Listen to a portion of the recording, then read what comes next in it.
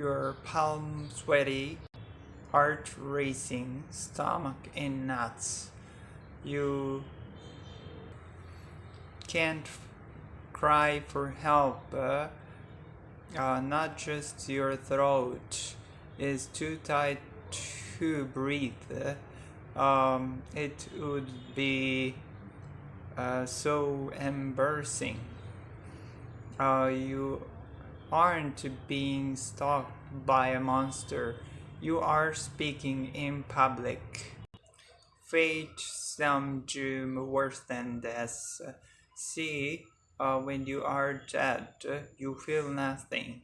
At the podium, you feel stage fright. But at some point, we've all had to overcome it. We've all had to communicate in front of people, so you have to try and overcome it. To start understand what stage fright is, humans, social animals that we are wired to be scared, to worry about our reputation, that the public speaking can threaten it. Before a speech, we fret that people think that I'm awful and I'm an idiot.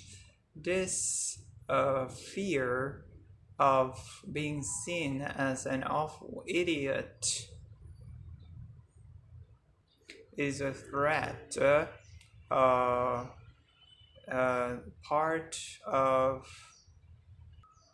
from a primitive part of your brain that's very hard to control.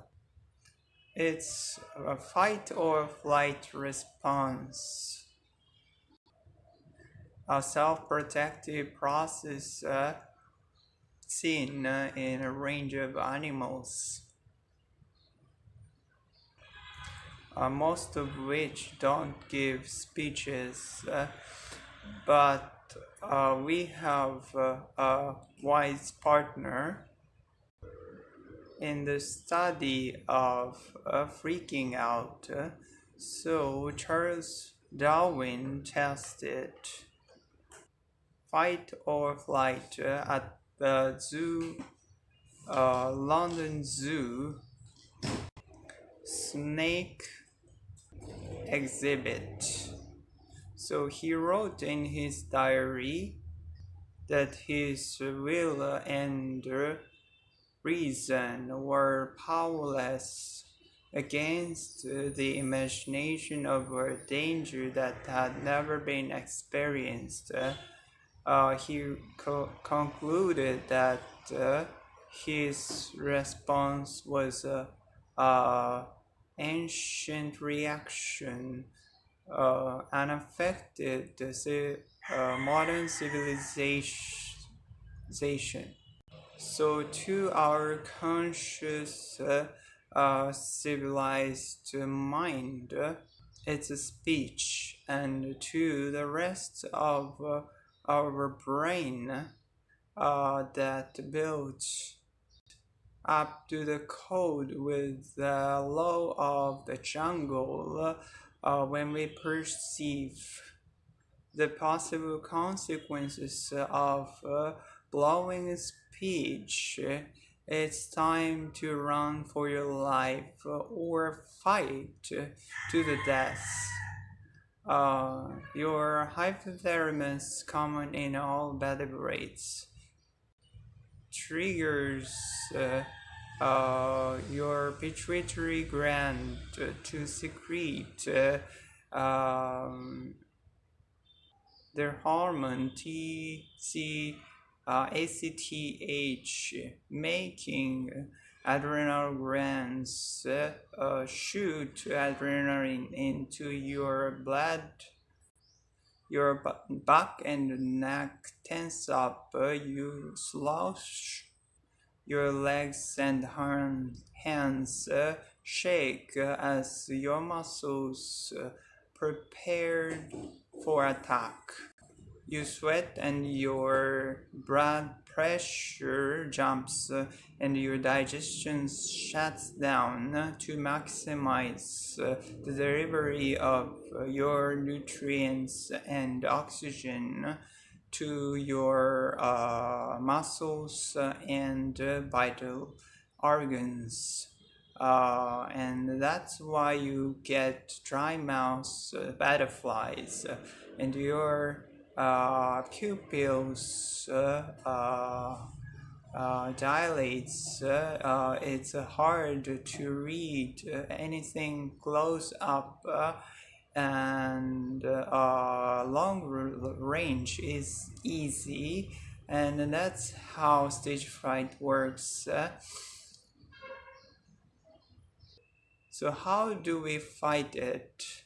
First, perspective. This isn't all in your brain. It's a hormonal, natural, full body reaction by autonomic nervous system in autopilot, and your genetics play a huge role in social anxiety. John Lennon played live thousands of times each time he permitted beforehand. So some people are just wired to feel more scared performing in public. So since this is natural and since this stage fright is natural and inevitable, focus on what you can control. Practice a lot, starting long before in an environment similar to the real performance. Practicing any task increases your familiarity and reduces anxiety. And when it's time to speak in public, you are more confident in yourself and the task at hand. Steve Jobs rehearsed his epic speeches for hundreds of hours, starting weeks in advance.